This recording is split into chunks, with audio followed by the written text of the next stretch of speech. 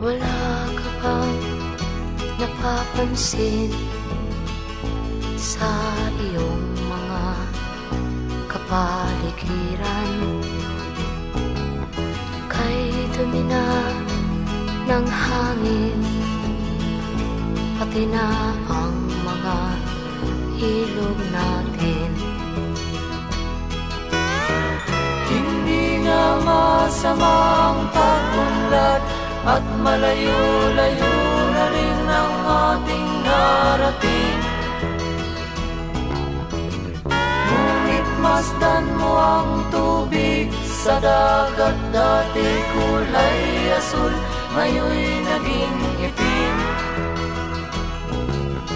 Ang mga duming ating ikinalat sa hangin, sa langit, huwag na nating paabutin.